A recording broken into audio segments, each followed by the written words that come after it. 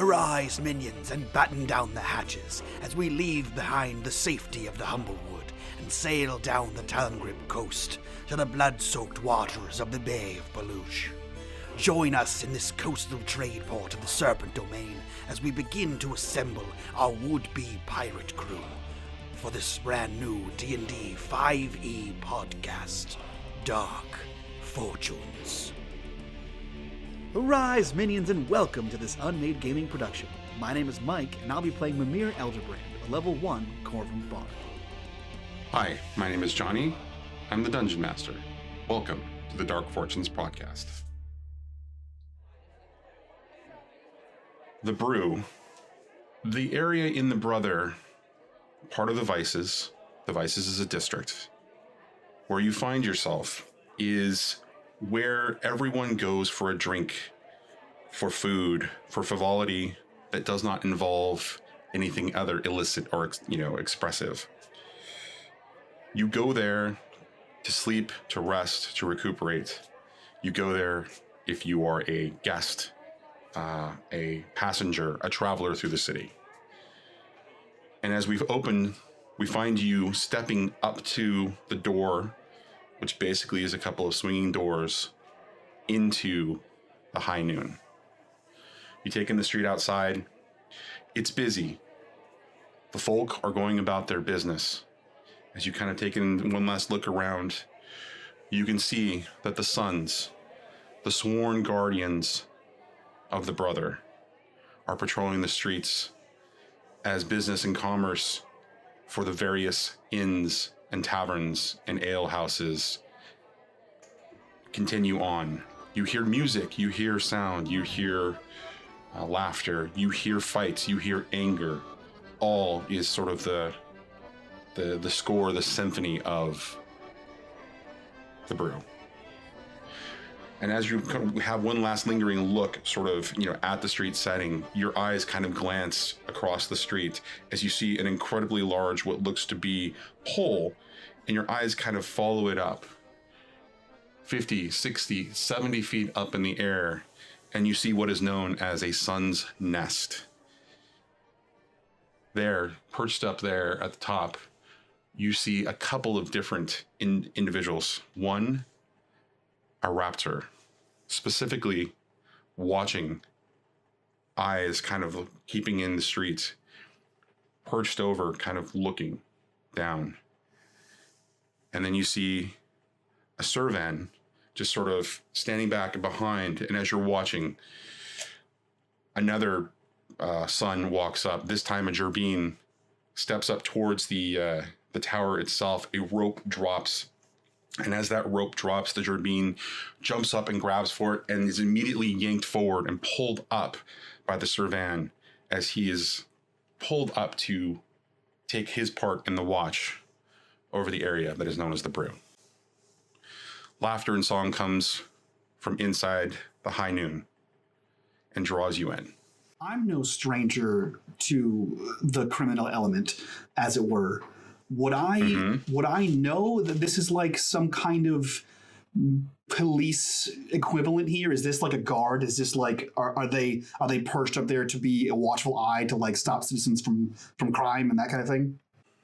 The sons they're called the Brother Sons, and yes, they are essentially the guards, the city guard of the Brother. They have patrols that walk the streets, mostly Gerbine. Sometimes bird folk of various kinds. Sometimes there are other folk, occasionally a hedge or a map hawk, but mostly it's filled with bird folk and Gerbines, and they patrol the streets. And then what's around the city in various parts are these nests, and they are essentially watchtowers. And usually what you see in these watchtowers is at least one of the bird folk, usually a raptor of some kind, and usually some other strong, able-bodied, humble folk who is able to help bring individuals up very quickly. So they work in pairs. The fact that a Gerbine actually went up there is kind of interesting because oftentimes you don't see them, sort of moving up in the high areas. You see them walking on the streets or moving very quickly on the streets. Okay, interesting. I mean, Mimir isn't a stranger to, like I said, the criminal element, and he's just, he kind of wants to know that there's an eye in the sky. He's used to the perch guard and that kind of thing, but this is a new and strange land to him. Speaking of which, what's this land like? I know we're coastal. What's the climate here? Is it like hot? Is it like I imagine like Floridian in my head? It is very muggy, very humid. Sort of the way that the twins are set up. So there are the two cities. There's the brother and the sister. The twins sit at sort of the what would be considered the tip of the domain. When you're looking around at the brother, you will look back from the ocean towards the land itself, and you will see a sheer cliff face behind the brother's heart. And that cliff face goes up 100 feet, and beyond that, you can see that the encroaching jungle is sort of kind of leaning over. So this is very much a humid, sort of hot, very wet, very tropical setting in a lot of ways. Okay, so Mimir, he sticks out, first of all, because he's not from here, and he's not really dressed for the weather. He is wearing like basically a highwayman's coat. That has like some fur trim to it. Like it looks like a fashionable highwayman's coat, complete with like, it's not quite a tricorn hat, but like, it's a tricorn hat, right? And he has this very large scarf that kind of covers like his shoulders and then up to like where his beak is, that kind of like wraps around and then trails behind him almost like a cape. So he's hot, and he's a corvum, right? So he's all dark, blackish purple feathers. The sun's beating down on him.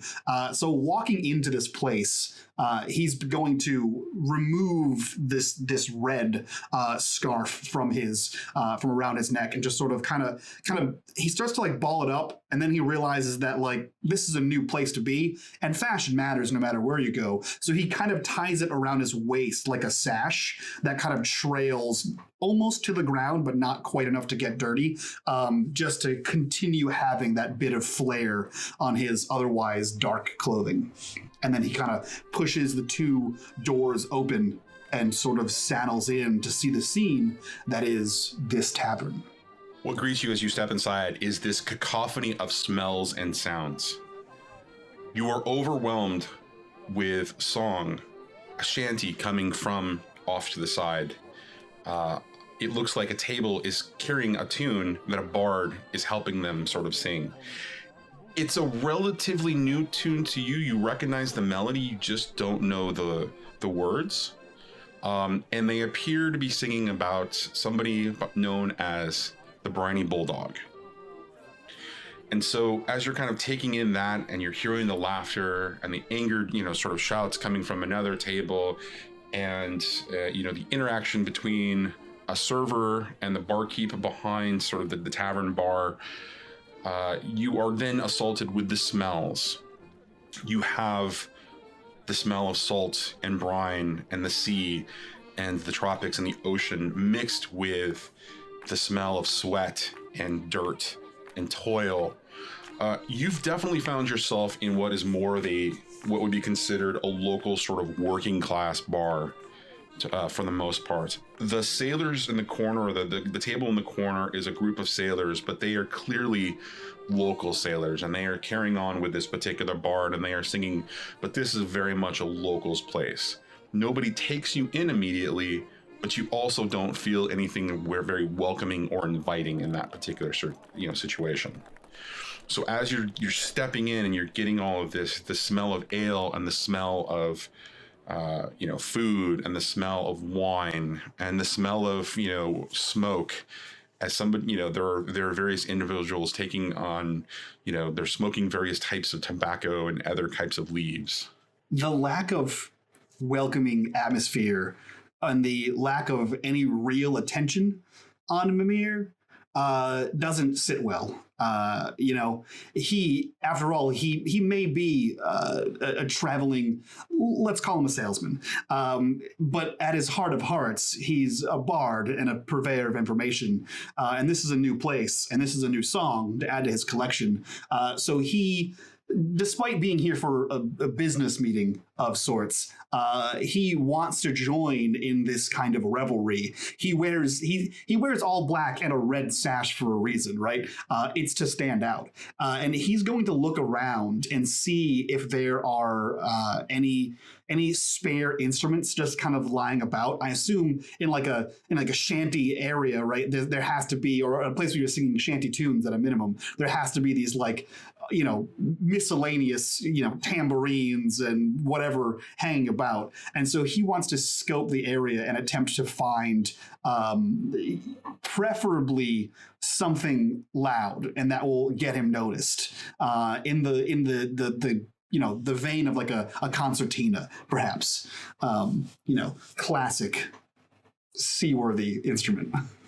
Over the hearth, which looks dusty and misused, as the weather does not get very cold here very often, you find a series of instruments sort of laid out. It is clear that the bard's instrument himself, his stringed instrument, is his own. It is very cared and loving and just, you know, well taken care of. And the strings, you know, they sound lovely. Above that hearth, on the other hand, are dusty, old, you know, sort of abandoned instruments. You'll find a stringed instrument there that is probably out of tune. You'll find, you know, a bell that you can see has tarnished with age and does not look like its clapper, or when its tongue kind of like hits the side of the bell, it doesn't look like it will sound, you know, as pure and as beautiful. You see a drum that looks a little torn but looks playable otherwise, but it's definitely, its bindings, you know, of the skin on top of the body itself is sort of fraying. So you've got three choices there, and it's very close, but not the table right next to the hearth. It's a couple of tables away that you see this hearth sort of like off to the sort of the right hand side as you're stepping in. Sure. I think he kind of goes over to this I imagine like a wooden hearth. Or I guess it would have to be stone, right? Because it's on fire. So he walks over here and he picks up and handles all the instruments and notices how they're like tarnished and dented and like he doesn't want to sound terrible.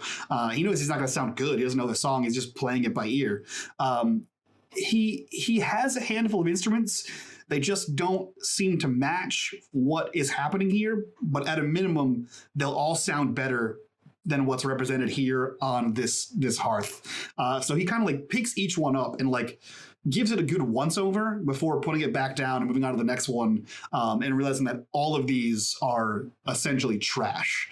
And then he pulls out a lute, a stringed instrument, and despite the fact that he has a pan flute and no lips, because he's a bird. So he has a lute as well, and he pulls that out, and he like bing, bing, bing, bing, bing, bing, and he plays like a few strings, and then he kind of like attempts to like catch the eye of the bard who's playing, and then remembers that he doesn't care, and then he immediately hops up on whatever makes for this I assume to be small stage and begins playing along. Now he's not trying to like upstage this bard. He just also wants to be noticed. He's not trying to take the spotlight, just share it. You know, I feel like this is the first roll of the game. Is it the first roll of the game? All right, let's see what happens. It sounds like there needs to be some sort of a performance roll. Is that what it sounds like? Okay. All right, let's roll a performance here. I rolled a 2 plus 3. That's a 5. That's a 5. So as you begin to kind of strum and you leap up and you start to, you know, to take your performance, you know, you begin your performance and move forward, you know, as you're kind of like moving with the beat and beginning to perform. You pluck a string wrong and it goes immediately out of tune. And as you attempt to adjust a little bit, the sound of the song sounds a little empty because you're missing one string sounding the same, and so the notes don't quite do it. and you hear calls from around the tavern. Leave it alone! Leave it alone! Yeah, I think what happens is I'm from the north, right? And my equipment was perfectly tuned, and it's very hot and humid down here. And the heat and the moisture in the air has thrown my lute out of tune. It's a wooden instrument; the strings get bendy, and it's I didn't think about that prior to. I just got excited by the opportunity to sort of jump in here and play. And now I'm sitting here looking like a fool as I just wait. I have this 1 second. And he's attempting to like tune on the stage in that embarrassing Wonderwall kind of way. Boo! Boo! As the food starts to fly in your direction. Okay, that's rude. If there's booing, that's one thing. When there's food being thrown, that ruins a day. If you get like a tomato on your shirt, that stains. He will acquiesce the stage, and he kind of nods and like tips his cap to the bard, and then hops off the stage, and you can hear his taloned feet kind of clatter towards the bar as he kind of harumphs down in a defeated pile of feathers. Disdain just sort of dripping from his beak. As you find yourself sort of sitting there, just beginning to kind of settle in and feel a little dejected, a server comes up to you, a Vulpine, and she kind of looks you up and down and says, "Hard day, love?" It wasn't until I got here. I've been traveling for a great many days, and I'm here, and I heard a tune that caught my well-intentioned ear, and I tried to, you saw it. You saw what happened. It was the humidity and the strings and the moisture in the air. It was a great many things. I'll take... What do you have? Love, it's okay. Performance problems affect the best of men. It's not. It's the weather. It's the atmosphere. The time's not right for it. I understand. What would you like? Would you like an ale? Can I get you a slab of meat? Wine. Well, that's quite a request that I've not heard in a while. But I'll go talk to. Port, perhaps. Let me see what I can do for you. Thank you. I'll be right back. And he kind of sighs and hangs his head a little bit at the bar. And she begins to move sort of off, and you are able to kind of take in the setting. Now, a side effect of what has happened with your performance is because of the poor performance, you were immediately the center of attention, and now no longer are the center of attention. In fact, nobody wants to acknowledge you. So you see a lot of eyes kind of avert as you look away, look around the room and kind of assess the situation and take it in. The smells continue to assault you, though there are more unpleasant smells as you kind of look over and realize that in one of the corners very close to you, you find a bedpan of some kind, or a pissing jar. And you wonder if you have made the right choice with your seat as you kind of you look around again and you see the Vulpine making her way back towards you. But as she is, you also notice a Gerbine sitting on a stool, kind of looking back in your direction too. And as the Vulpine arrives, she says, "This one's on him," and she points all the way back to the bar and the Gerbine. And what she puts on the table for you is an exquisite bottle of wine, only found in the Humblewood, and an excellent drinking vessel in the form of a goblet. Could I have the name of this patron of mine? Sorry, love. He did not say. He just said, when you're ready, he'll find you. I'm going to reach into my coat because I have something, and I want to review this item to just make sure that I got this plan right, or at least this idea in my head that I'm not supposed to be meeting this person. I don't know who this person is kind of thing, and I'm a little suspicious about what was just presented to me. So I'm going to reach in and I pull out 2 letters. One is marked like a wax seal that's been cut open, and the other one is completely unmarked. I opened the marked one first, the sealed one, and it looks like just gobbledygook, right? It looks like just like a series of random words kind of just mishmashed together. Like the sentences don't form like cohesive paragraphs. And anyone smart enough and well-versed enough would know that this is like a thieves' cant kind of situation here, where this is like it's a coded missive. And he kind of reviews this thing, looks at the gerbine, gives like a brief once-over around the room, and then folds that one up and puts that back. And then he opens the second one, which was completely unmarked. And when he opens this one up, it's far nicer, given the state of the last one. It's written in like, elegant flowing script that kind of lilts to the left a little bit there. And he kind of reads this letter that reads, Dearest Mimsy, the Queen is looking for something to add to her collection again. This time she wants something of a more magical nature. You know her tastes. Any chance you can help out an old friend? Other sources are coming up dry, but I'm sure you have a lead somewhere. The sooner I can get something for her, the better. Let's just say if you come through on this one for me, I'll owe you.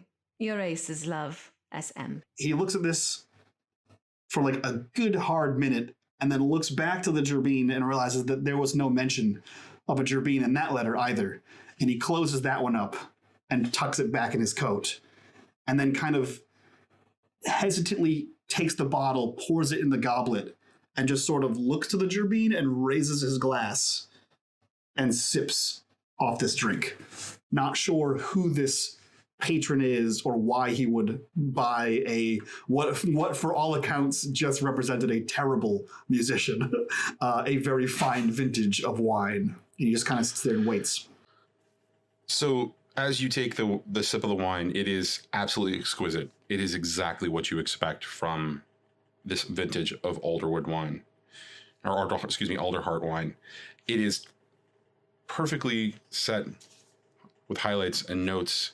You haven't had anything like this since you were in the heart of the Humblewood.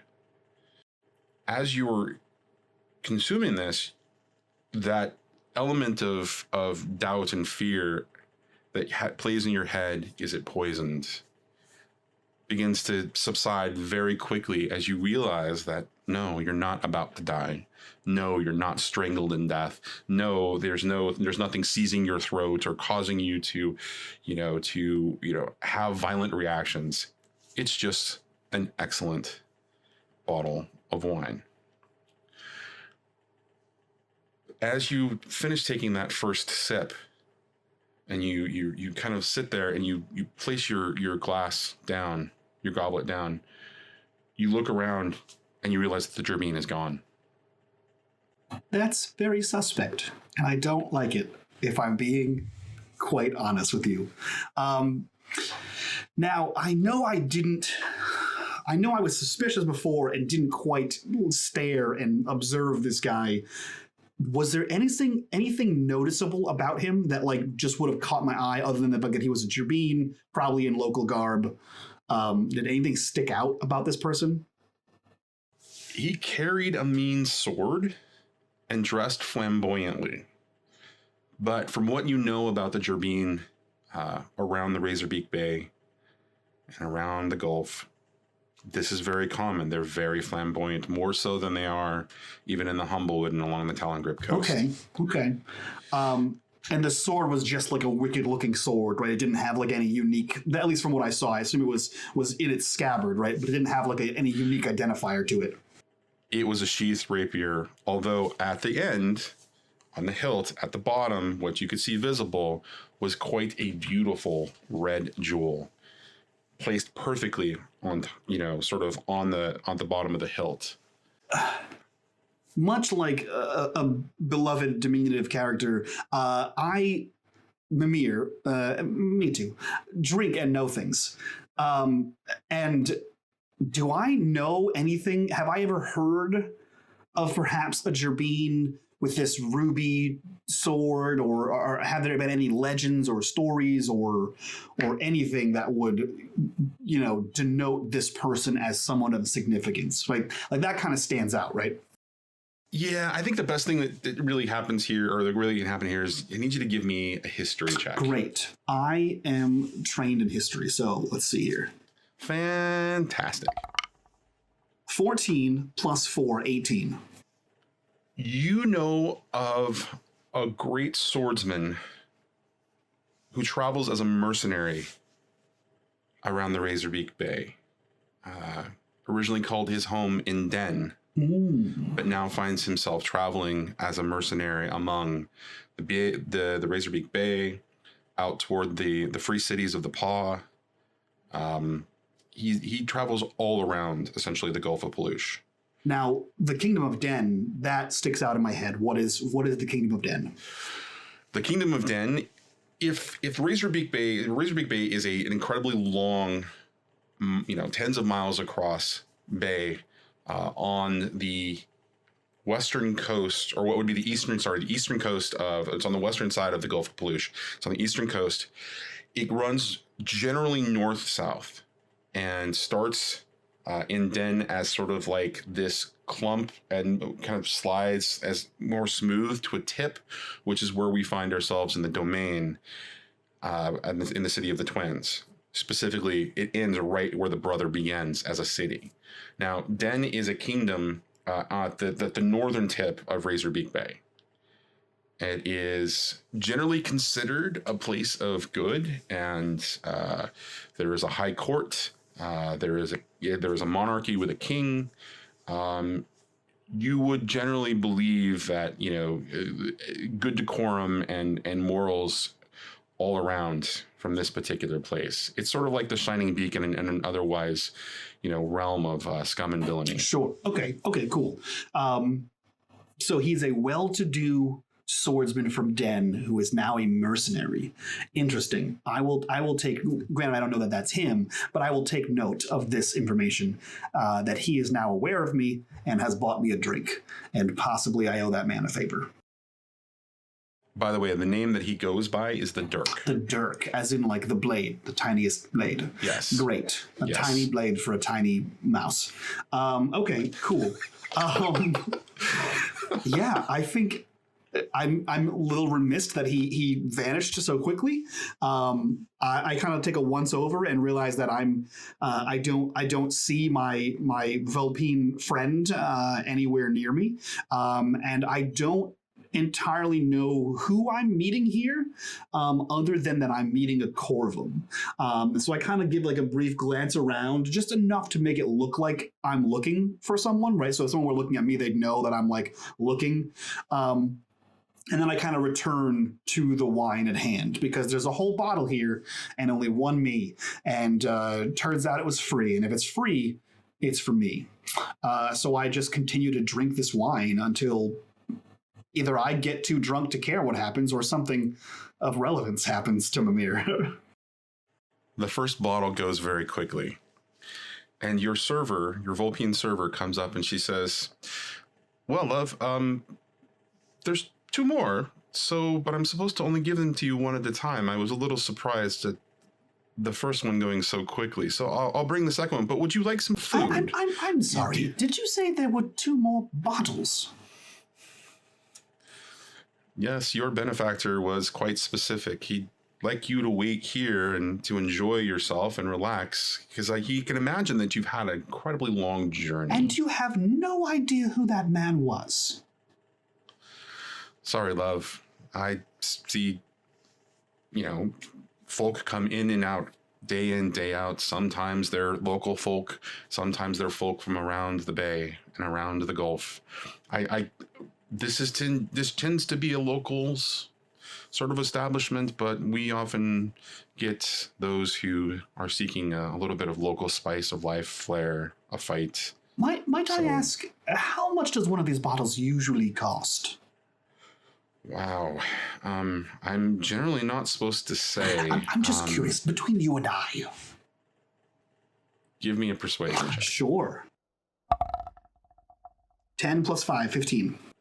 Oh, she kind of looks around, kind of looks at you conspiratorially, and she says, well, typically we sell them for, 100 gold pieces. It's not often that we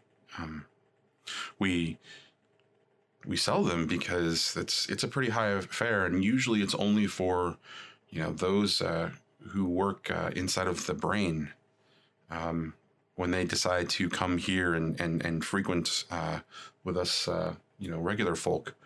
But it's not on the normal menu. So Mim does his best not to balk at the number 100 times 3. And he reaches down to the little pouch at his side, slides 2 fingers in, or 2 talons inside, and pulls out a single gold coin from the only 10 or so that are in there.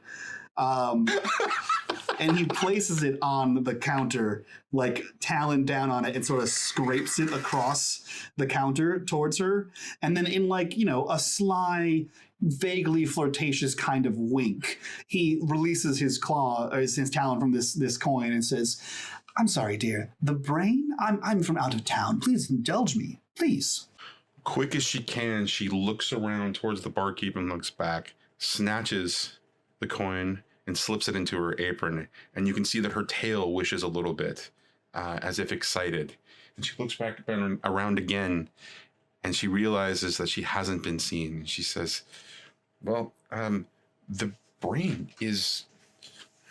You're really not from around here, are you? Have you not spent any time in the Razor Reef Bay before? I've only just arrived. I'm actually from, and he kind of motions to the bottle. I'm actually from the heart of the wood. Wow.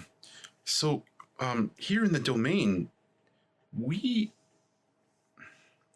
and the brother, the city that you're in, we're mostly free folk, but we have our masters too, and those are the folk who live inside of the brain and in the sister. When you were sailing in, or you must have seen it, there's a sister city across the river, across the mother, with a long bridge, miles long, leading to that other city on the cliffs over there. That's the sister. None of us go there, but those in the brain, they're given permission to go back and forth. And what is it that they do? Are they the royalty? Everything is run by the local magistrate. Occasionally, we see some of the, I use the word loosely, but civil servants. We even had the voice in here once. I'm sorry, the voice? Is that a singing bard? No, the voice is the voice of the magistrate. See, the magistrate is never seen. He never speaks. We don't even know if it's a he, actually. Well, how do you know it exists at all, then? Because we see him occasionally.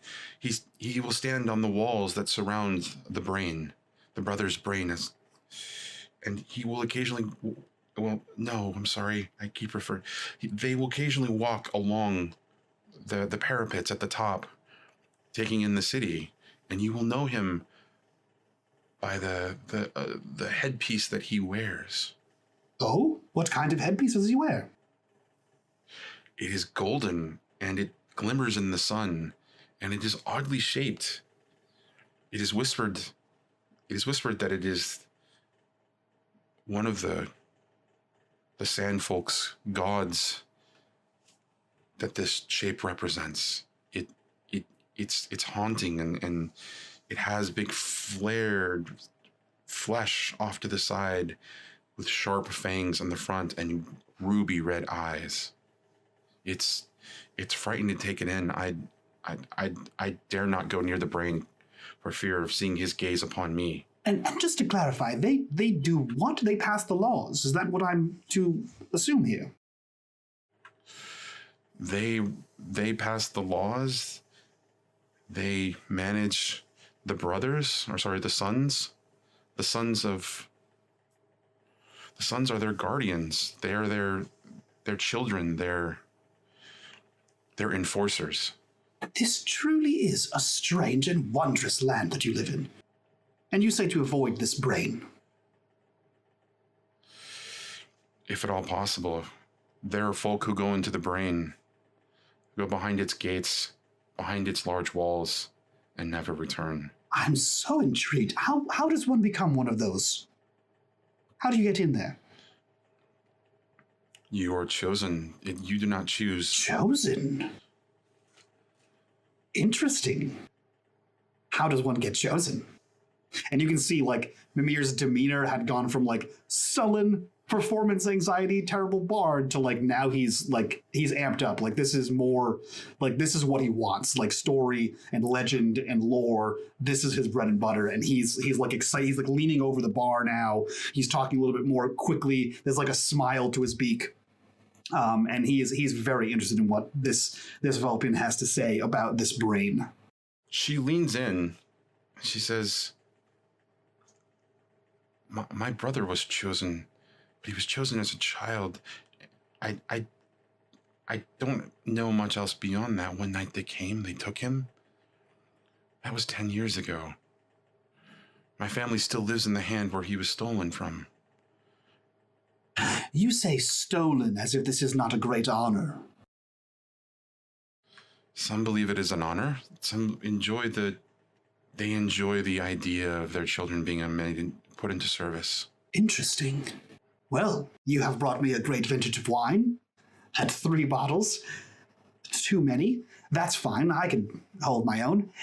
And a great deal of information here that I could not have found otherwise. You have taken a world-weary traveler and you have brightened my day, innumerably. Thank you so much. And he kind of like reaches a hand out to her paw and just sort of like grazes it with his. So sweet of you. Thank you so much. I will take the second bottle if you don't mind. In fact, bring a second cup. And he kind of like winks again. She gets a little unsettled by the way that you give that last sort of like connection, and you, as you touch her, she kind of pulls back a little bit.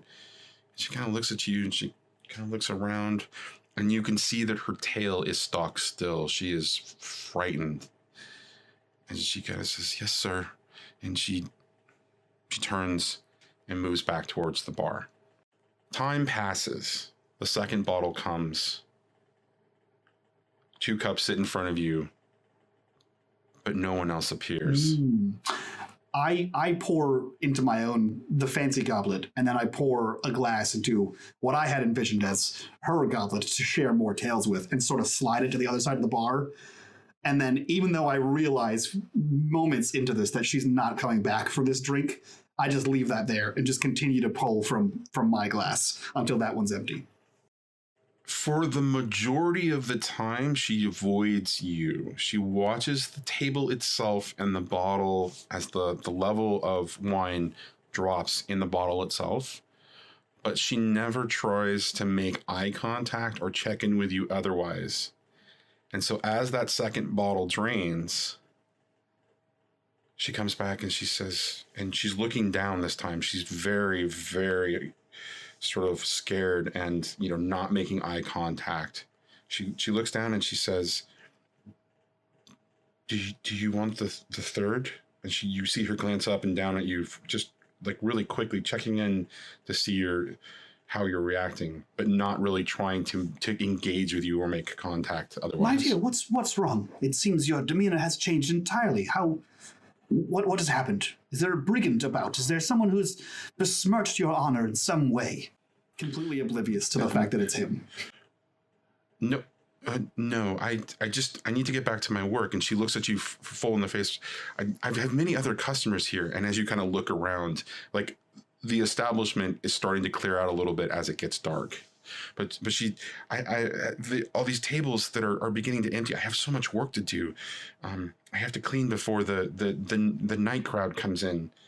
And you just see her kind of getting up, concerned and struggling to be able to even evoke anything out of her, out of her mouth. I understand entirely. I'll take the third bottle, and I'll take it at. And he just kind of looks around for like the cleanest of the tables, which I assume is probably more than a few of them.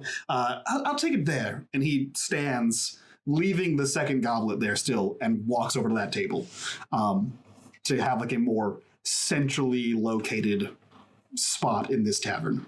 Ironically, the cleanest table is also the one towards the back, and it actually has a booth and a curtain. Oh. And so as you kind of make your way and move back towards placing your goblet down, leaving the other goblet and the second bottle, she jumps back as you stand up, and she immediately darts back. And you see her walk up to the barkeep and kind of whisper for just a second, and then she darts back into the back room. And the barkeep, a servant, kind of gives you a little bit of an eye for a second, but he's aging.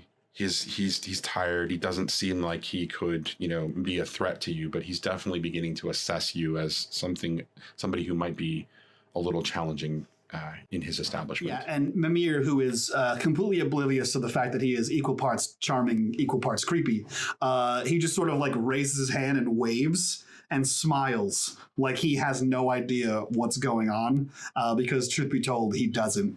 And he just sort of, wafts over to that booth over there. This red sash tear on his waist, kind of just waving as he walks, and he just sort of slides himself into the booth, very like nonchalantly, waiting for the bottle to be brought over to him. And the third bottle is brought and it is placed, and she immediately just places it, and it's left wobbling a little bit, as it tries to settle, as she just darts back off. She hasn't even pulled the cork from the top of the bottle. Perfect. I think he unceremoniously, right?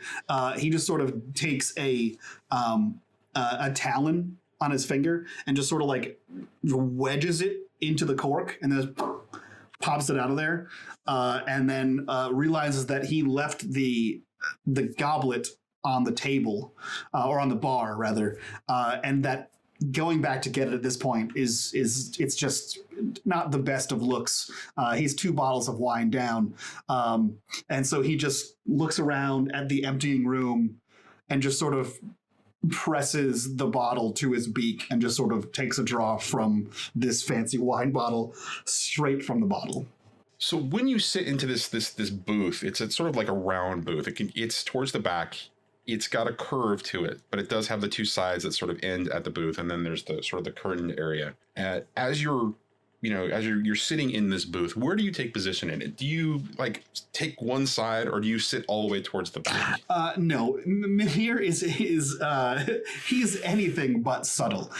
So he very much slides to the dead center, and when he's not drinking the bottle, both arms are kind of up in a resting position on the booth, so that he's kind of like, he just looks like he's the most comfortable. Both of his feet are kind of stretched out underneath the table, and he just looks like, he's just the king of this booth, as it were. Give me a perception. Okay. 17 plus 2, 19. All right. So as you're kind of sitting here, just kind of splayed out, your winged arms, kind of laying across the back of the booth, your head's just sort of leaning back a little bit along the wall itself. You begin to feel a little bit of vibration coming from the wall itself, and then you hear, coming from your left side, some sliding as you realize a panel is being slid down right next to your head. And a voice comes out, "Not so subtle, are you?" I don't think Mimir is sober enough to be coy at this point. And he just sort of cocks his head to the side, like in that bird fashion. And he just says, "It appears as though you're subtle enough for both of us." Bring your bottle. Go upstairs to the second door and wait. Is there another bottle? All you hear is the sliding of the panel going back into place. And you feel the vibrations along the back of your head as there's movement behind the Worth wall. a shot. He slides out from this thing, sort of scoops the bottle, and just, like, not really to anyone, just, like, in the direction of the bar. This point, too inebriated to, like, really put on airs that he doesn't think he's the best. He just stands there and he says, excuse me, I'm looking for the second floor. Is there a set of stairs that I have missed previously? Looking towards you is the servant barkeep, and he says, yeah, you go out the door, around to the left, and up the stairs. I am taking this. And he leaves the door. It was bought for you. That it was. That it was. And he just sort of stumbles at this point. And you can see, like, it's almost as if he's trying to, like, walk while underwater, right? He's holding in one hand the bottle, and the other arm is kind of out, and every once in a while he, like, almost flaps to, like, keep his balance, right? He, like, gets that little gust of wind to, like, ooh, I'm falling. And he, like, just a little, and then he, like, leans back, and then he walks around this place and moves towards the stairs around the backside. All right, that's it. I need a constitution check. I was going to let you get by without, I was going to let you get by with play drunking, but now it's a constitution check. Cool. I have a +1. 13 + 1, 14. All right. Listen, Mimir has been drunk a lot. You stumble, but exactly as you described, because night is falling, right? There are winds coming off, and the fog is beginning to sort of come in from the coast, you know, from the docks towards the docks direction. And so there are whiffs of, like, fog kind of moving in, and there's a warm tropical breeze sort of, like, countering it a little bit. And so you really are able to kind of, like, lift your wing and catch yourself as you're holding that other bottle in your other talon hand, as you stumble around the corner and see that there is a stairway leading to a door. He will look down at the staircase, look at the bottle in one hand, realize how much he has to climb, and as he kind of reaches out for the banister with his other hand, he realizes that the cork is still on his talon, and so he just sort of, like, recorks the bottle, and then, like, he just pulls the talon out of there in case you don't want to spill. And then he kind of just tucks this bottle into, like, his bag. Like, he'll pull his backpack around, like his traveling bag, and just sort of, you know, clunk that in there, and then use both hands to climb this stairwell. As you reach the top, the door is open, but there's no way for you to sort of see inside. So as it kind of opens, it creaks with a real sort of loud sound, and you see that it's a hallway with a series of doors towards the left-hand side. When you think about sort of the way that the structure of this building works, and you sort of, like, alcohol, you know, addled brain, you realize that these rooms are actually above the sort of the tavern proper itself. And as you pass the first door, you hear the sounds of work of some kind. There's, like, tinkering of some kind, or hammering, or what have you. But as you move past that towards the second door, it is slightly ajar, and there is dim light sort of dancing out from that crack into the hallway. The light is flickering a little bit. How many other doors are there? There is only one other door, so there are 3 doors on the left. From what you can tell, the 2 doors, the first room was incredibly large as you were walking by it, because it was an extra, you know, number of spaces before you got to the second one, and that one seems to be right in the center. And as you kind of peer before, you know, kind of passing in front of that second door, as you peer down the hallway, that third door appears to be very close to the other side of the building. Hello, lovelies. This is your friend Mimir, and I'm here to talk to you about our friends over at Humblewood. Humblewood is an exciting new campaign setting for D&D 5e that includes original playable races and monsters and magic items and a compelling adventure for levels 1 through 5. If you like what we've done with the setting, why not check out the original? over at deckofmany.com/darkfortunes. But there is no exit that direction and no stairway. Besides playing music badly and drinking, Mim is also a liar. So he hears this tink tink noise of something being worked on in the first door. He knows that he needs to go in this cracked open second door, but he's ever so curious about this third door. And so he starts to kind of like mutter to himself, like, oh, was it the 3 steps in, second door, third door? Is it do a roundabout on the right side? And he kind of like looks in case anyone's like looking at him. And then he's going to like stumble, but like a little bit more so than he was stumbling before. Like more of an act and less of him being actually as drunk as he is. And then he will also like scratch the talons, not like aggressively, but like just enough so you know that someone's walking by on the wall as he's playing at the fact that he's confused about the third door. He wants to listen to this third door and see what noises he might hear from this mystery door number 3. So as you step forward past that towards that third door, you hear a voice from the second door sort of call out, hello there. Hello? Hello there. And you hear the scurrying for just a second as you see the nose and the beak, or not the beak, the sort of the snout of a Vulpine kind of looking out. This one appears to be a young boy, maybe 10, 11 years old. Are you're expected, I think, are you're here for the meeting, yes? Well, you are unexpected, my friend. The meetings, I believe, in this door, and he continues to sort of like No.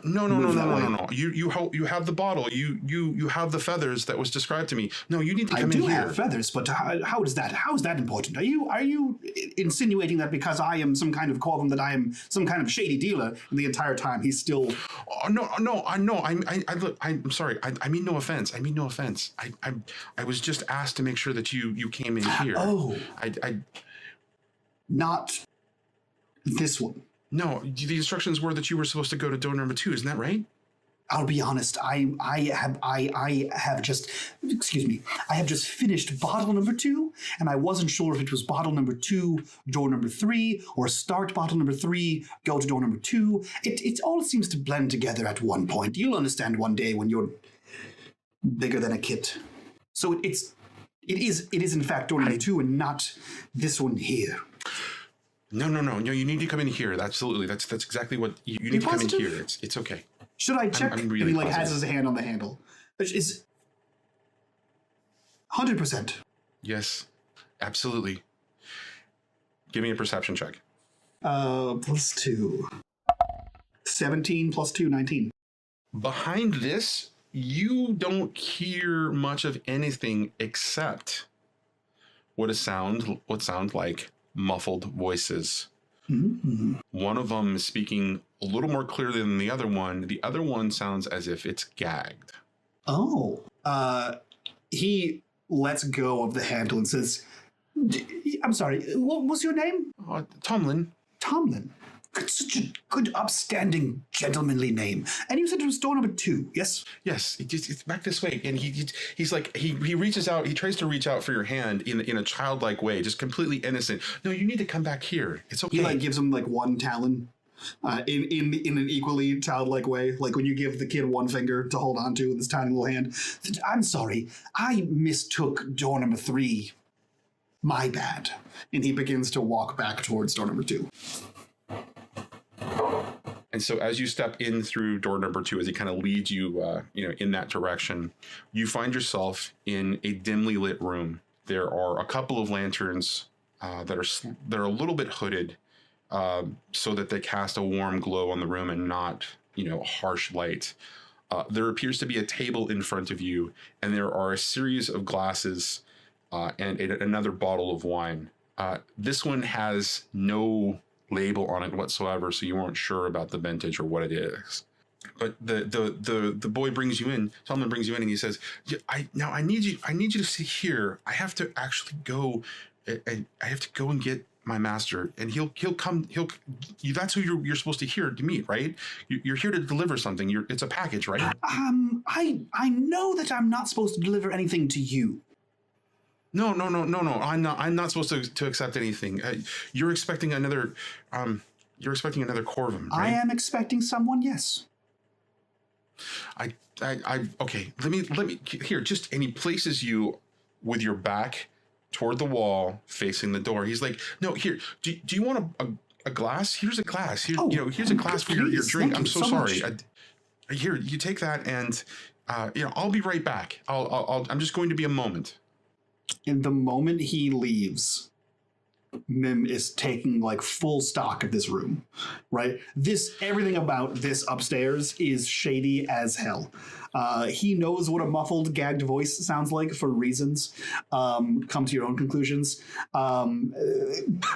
Combined with 300 gold worth of wine that he's been plied with, combined with a person saying, I'll have to go get my master. These are all things that send up red flags for Mim, and he is taking full inventory of this room. Excellent. How would you like to do that? Do you want to make a straight up perception check, or do you want to use investigation? I think he's going to investigate, right? Like, so so he's positioned in the same kind of way as he was in the booth, right? Facing outward. So he's not going to move too far, right? Because it will look like he moved around. But he's for sure going to pick up pillows, cushions, the bottle, smell the bottle, lift the cups, look in, around, on the cups, under the table, right? Like he is suspicious of this room and what's happening here. So yeah, he's going to, without moving from where he is, he's going to look in the immediate vicinity of wherever he can grab. So I will give you an investigation roll with a +4. I would love it. I'm back to the 2. So a total of 6. I'm just gonna say thank you. I don't do well under pressure, it turns out. I appreciate your dice so much more right now. So as you begin to kind of pick things up and you begin to smell things, the thing that keeps grabbing you, like the scent that keeps grabbing you, the thing that keeps drawing you back as you're kind of trying to really assess this, is the wine. The wine smells delicious. You can just smell it as it's sitting, there in front of you. And it keeps bringing you back to your bottle. You really want your bottle, but as you're kind of, you're not moving, you're kind of assessing the situation, you don't really see much else about this room. It appears to you as it exactly is presented. A simple room with a number of chairs around it, 4 to be exact, for a meeting. Do I have enough time to uncork? Is this bottle corked? The wine in front of me. It is not. Okay, perfect. I would like to re-talon my bottle, pull out the cork, and then sort of jam it in this bottle as best I can, and then swap wines. So my, let's say 3/4 full, 3rd bottle of wine, and I'm taking mystery label wine and putting it in my bag. Do I have enough time to do that swap? Performance. Sorry, sleight of hand. Do sleight of hand check. Okay, I'm not.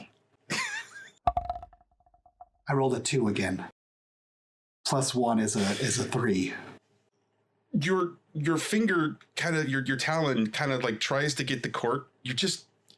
You get caught up doing that. It turns out the wine is really starting to kick in now. You get that like runner's high where you're like, oh, I'm drinking wine. And you're like, I'm totally fine. And then all of a sudden 5 minutes later, it's like, boom, oh no, I drank 2 bottles of wine. And it sort of hits you a little bit harder than you expected. And that's what's happening right now. I can't quite get the dexterity I can't get it in the hole, as it were.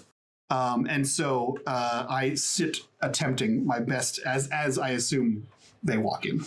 Need some help with your wine? I see that you have a strange bottle here of wine that is just unlabeled and in a dingy bottle. And I had this one downstairs from a tiny Gerbine man, very good vintage. And I thought that I would be so kind as to share this delicious vintage with you fine and he kind of like looks around at whom he's talking to, assuming there's more than one person, and he finds gentle folk. And as you look up, you see standing in front of you a Corvum, a Gerbine, and another servant.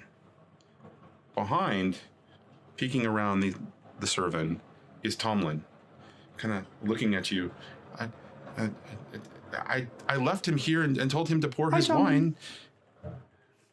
And the Corvin goes, "That is fine, Tomlin. Stand by the wall, by the door. Make sure we're not disturbed." He's a good lad, that Tomlin. Helpful, sprightly. I paid well for him, so he must be. As Tomlin steps out. I don't know what that means. The Corvum steps forward and sits down at the table on the opposite of you.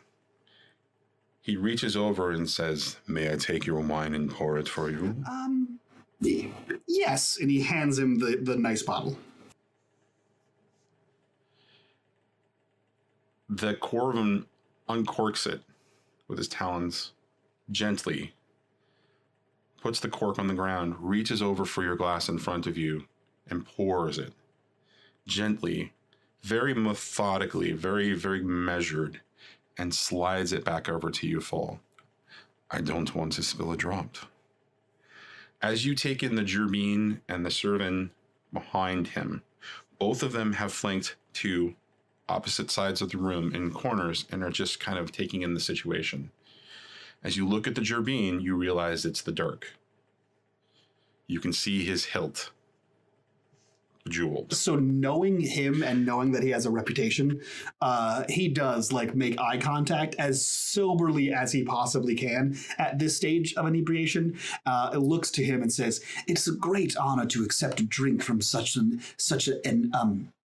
from someone as legendary as the Dirk." And he like nods and turns back to the other Corvum. Wearing his flamboyant hat, this Gerbine just sort of tips it a little bit and winks at you, and then puts his hands back across his chest as he leans back, his tail wrapped around his feet. The servant, on the other hand, kind of looks back from the Gerbine to you and just shakes his head and snorts. I'm sorry, I didn't want to be rude, but you didn't have a name of import," he says to the servant. Names are not needed here. You are a seller, I am a buyer. We both work for who we work for. It's anonymous. Is that not part of the deal? Yes. Taking one of the glasses in front of him, he takes your wine and pours half a glass and puts it down. And he kind of picks it up and he kind of swirls it in his, in the goblet in his talon. His hand, the goblet is in his taloned hand, and he kind of takes a sip and he says, "That's a vintage I haven't had in a generation. Would you care to join me in a toast?" Yes. And he reaches down and sort of, he looks in his glass like he's obviously suspicious at this point. Like he's not doing well to hide it. He like looks in his glass and doesn't see anything like floating in it, and he says, "Oh, well, it must be fine." And like he doesn't even really wait for like a collective clinking. He just pushes his out and clinks the other glass like further than halfway across the table. He clinks, and then he sips his wine also. The servant, the Corvum takes his glass immediately and drinks it down as well. And he places it on the table. He says, "Now I understand. You have something for me. I have payment." And he shakes a pouch full of coin in front of you. "I have payment." I was under the impression that the payment would be something other than coin. I'm sure I don't know what you mean. I feel like if anyone here in this room does, it would be you. Perhaps the tiny Vulpine. He seems quick behind his ears. Incredibly so. But I'm sorry, all I have is to offer you the coin. Make a perception check. Don't fail me now. Are you...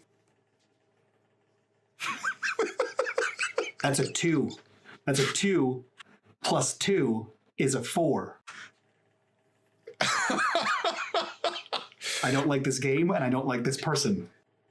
You are quite addled, I see.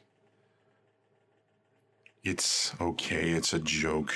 And he kind of shakes it again. And for the first time, this Corvum cracks a smile. And it is sinister as hell. It unsettles even you. You realize that this Corvum has sort of hidden his physique a little bit in the garbs that he's wearing. He's wearing a cloak, and he's got his hood up. But in taking him in, you realize that he is an older Corvum, experienced, cunning, and dangerous. And he says, now, before you can demand payment, that which you think you are seeking, I need to see the package. Mim, for a second, goes inward into his internal mind palace, where you see a library and a chalkboard, and one side it says enemies, and then one side it says like mortal enemies, and then he pencils in mysterious Corvum from the brothers. And then underlines that as this person has just become like an arch and a nemesis, if you will. And then it like zooms back out to him as he reaches into his satchel and pulls out what's probably like a, I don't know, like a 10-inch by 6-inch like nondescript wooden box. It's just plain wood, nailed shut, with no markings on any side of it. So like it just looks completely like a nondescript package. And he kind of thumps it on the table and very unceremoniously like scrapes it across the table towards this Corvum. So as you're sliding it across, the glasses on the table, the goblets on the table, and the bottle of wine that was there, and your bottle of wine, all kind of shake a little bit and kind of get bumped, but you slide it around as the Corvum just sort of accepts it, looks down at it, and looks back at the servant. And the servant steps up, takes out a knife, a dagger, and begins to pry it open. And as he does, he pries it open in such a way so that the lid actually opens towards you, so you don't actually see what's inside. And for just a second, as it opens, there is this warm sort of golden glow that kind of, emanates out. And you see the the Corvum look down. And he looks at you, and he looks down, and he says, "Thank you." And the servant takes it away and kind of steps over and kind of hammers on the onto the crate again, sort of sealing the nails back into place. Now, it's interesting. What are you really seeking? You don't want coin. You're asking for knowledge. But what are you really seeking? I mean, coin gets you as far as it needs to, but who needs coin when you can sing a tale and weave a song, or vice versa? And you can have your way with 3 bottles of wine. You don't need coin for that. What if you could invoke an undead arm? I'm sorry, that's a very, very specific question. Is there an undead army that could be invoked? What? Are you familiar with the code of the pack? Am I familiar with the code of the pack, Johnny? I don't know. Give me a history roll. I'm good at those, but so have I been on all the rolls I've made. Let's see what happens here. Okay. 11 plus 4, 15.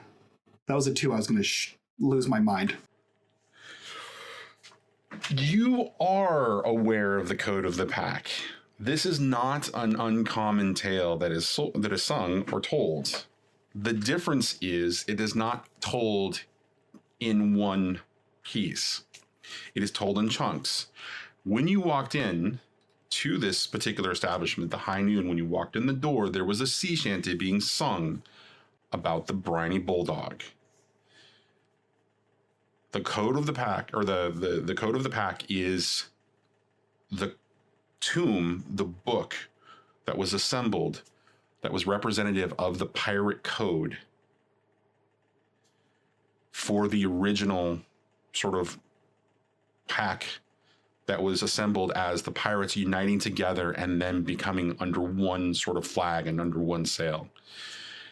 This is 3 or 4 generations back, and so this is all sort of legend and folklore now, not so much something that anybody alive really kind of remembers.